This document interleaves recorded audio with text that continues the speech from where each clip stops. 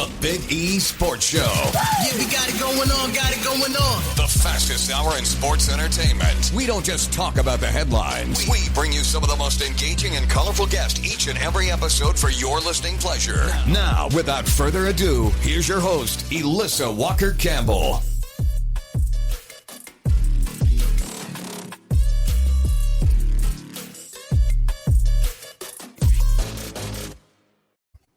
Elissa Walker Campbell, welcome back to the Big E Sports Show. As we continue our NFL coverage, the Baltimore Ravens find themselves alive in the AFC playoff race, but without control of their own destiny.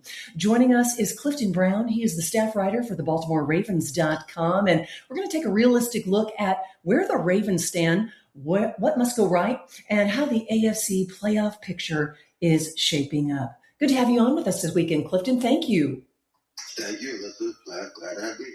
Well, it is week 16 of the NFL, and as we sit here today, the Ravens are still alive, but not in control of their destiny. So how would you describe just where this team truly stands in the AFC playoff picture right here, right now? Well, they're optimistic, certainly that they can get in, and actually they are in control of their destiny. If they do win their last 3 games, they will be the AFC North champs and get into the playoffs.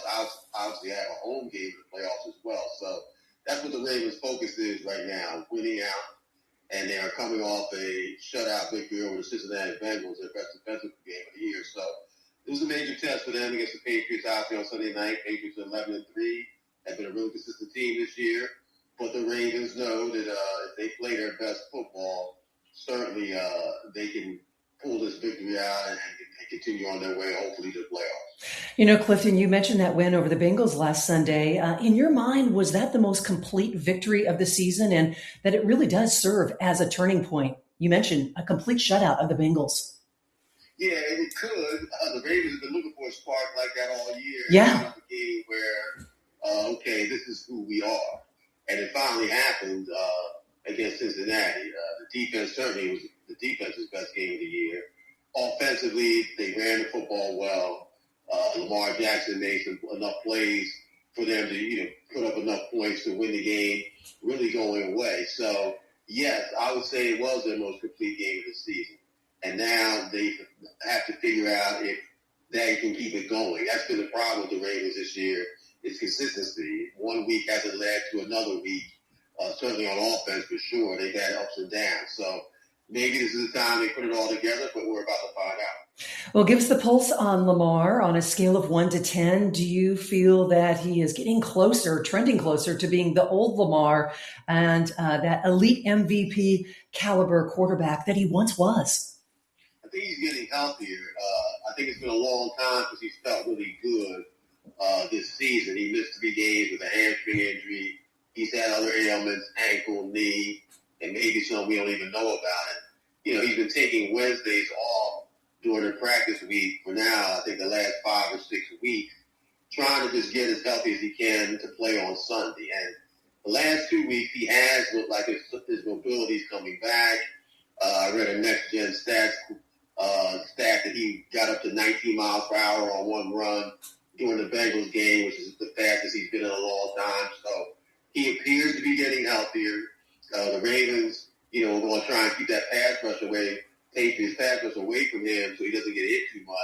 If Lamar Jackson is healthier down the stretch, that obviously is going to bode well for the Ravens. Yeah. All eyes are on Baltimore Sunday night as the Patriots visit the Ravens, 8:20 Eastern time on NBC and Peacock, a matchup that could shape the AFC down the stretch. And we are going one-on-one from the BaltimoreRavens.com. Check out his work. That is Clifton Brown. And so as we talk about the Ravens, and if hypothetically they're going to make the playoffs, what are 2 or 3 non-negotiables that got to happen down the stretch? I think that they need to get better in the red zone offensively. They're 31st in the league in red zone efficiency. They've been settling for too many field goals and sometimes not getting any points out of drives. So they need to get better at that. They need to avoid giving up big plays, which they have been pretty good at all season. And I think, last week against the Bengals, it showed signs that their defense is really coming together. They also, I think, have to run the football effectively. Derrick Henry is such a weapon kind of a back that really no one else has, and his physicality and speed. This time of year, I think the Ravens can wear a team down offensively if they get Henry and the running game going. So those are three things I look at. And also the pass rush. Yeah. Last week they really hit Joe Burrow a lot. Every quarterback is affected by getting hit. So if they can continue that type of pressure on whoever they face, like Drake made Sunday night, then they have a chance to beat anyone.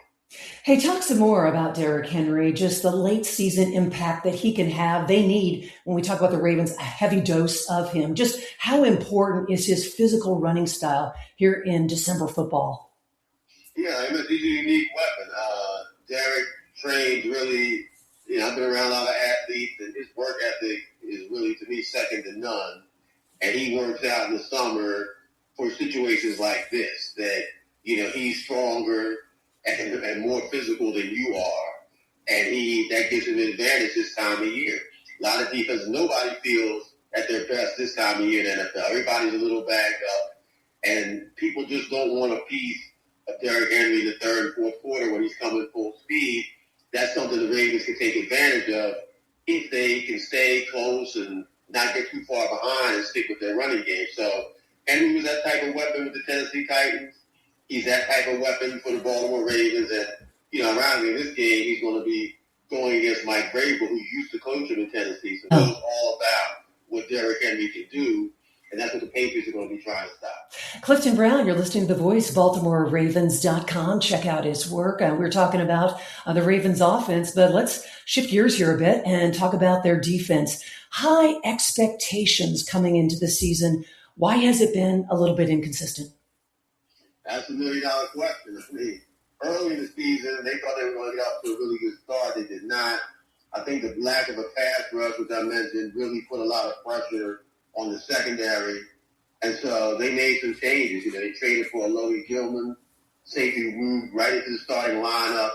That allowed them to move Kyle Hamilton around more. And, Hamilton is one of the best defensive players in the league. And when he can play close to the line of scrimmage and quarterbacks don't know exactly what he's going to do from play to play, that just makes the Ravens' defense better.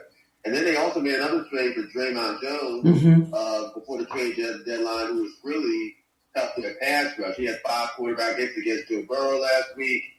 His presence has, I think, really helped the other pass rushers getting to quarterbacks. And so their defense is different than it was in week 1, but it's better. And so much like last year, their defense came on down the stretch and was able to help them get into the playoffs. They're hoping for the same formula this time, too. What is your level of concern in terms of with the injuries with Baltimore? Well, the Ravens are held right now than most teams are. They got 2 key players back last week. Tavius Robinson, outside linebacker, and Ardarius Washington, their safety. Yep. So, they're actually, healthier than most teams at this time of year. So even though they've had season, I don't think they can use injuries as an excuse for, not playing good football down the stretch. So, again, the Bengals game, to me, could be a turning point for them in that, they were healthy and they played well and they came out of that game, it looks like, with not too many, although Teddy Buchanan, they did lose the inside linebacker, Teddy Buchanan, who's playing well as a rookie. They lost him for the season against Cincinnati. So Trenton Simpson's going to have to step into that spot. But overall, the Ravens, I think, their health is good enough and their roster is good enough where injuries won't be the reason why they don't make the playoffs if they can stay as healthy as they are right now. Yeah. All eyes on Baltimore Sunday night as the Patriots visit the Ravens, 8:20 Eastern time on NBC. And go ahead, Clifton, handicap Sunday night's showdown. And how do you see this one playing out? Well, I don't think it'll be a shootout. The Patriots have a high-powered offense, but I think Baltimore defense is playing well enough to keep the score, from getting out of hand. I think the Ravens, even though they're playing better offensively, Patriots are a solid defensive team. So I look for a close game, maybe in the low 20s as far as the score. And, if I had to, pick an edge, I think the Ravens will figure out a way to win this one. I'd say something like Ravens 24, Patriots 20. Clifton, just how surprised are you with what New England has done this season? What team is more surprising, New England or the Broncos? 11-3 when you talk about New England? Yeah, that's a good question. I would say the Patriots. The Broncos, surprised people last year. So I don't think they are as big a surprise. And the Broncos' defense, to me, is very, very good. But the Patriots' first year, Vrabel up there, second year, Drake May. I don't remember too many people thinking they were going to be 11-3 back in August. So if I had to pick one, I would say it's the Patriots. Hey, I got to ask you while you're on the program, I mean, you've been around the league for a really long time. I mean, how do you rank this comeback story after 5 years out with Phillip Rivers returning to the Colts? What say you? Yeah, I mean, I have a lot of respect for Phillip Rivers. Five that he came back. And yeah, 5 years at his age is really bucking the odds. And I was impressed with his debut.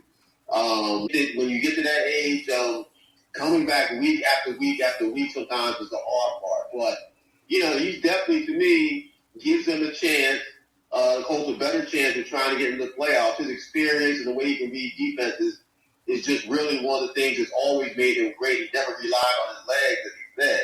And, yeah, for older guys, I think, we're all rooting for him. It's definitely a story that has grabbed, people's attention. Yeah. All Eyes on Baltimore Sunday night as the Patriots visit the Ravens, 8:20 Eastern Time on NBC, and a matchup that could shape the AFC down the stretch. We've been going one-on-one with Clifton Brown. Check him out. And that is BaltimoreRavens.com. You have a great weekend, Clifton, and we look forward to connecting again real soon right here on the Big East Sports Show.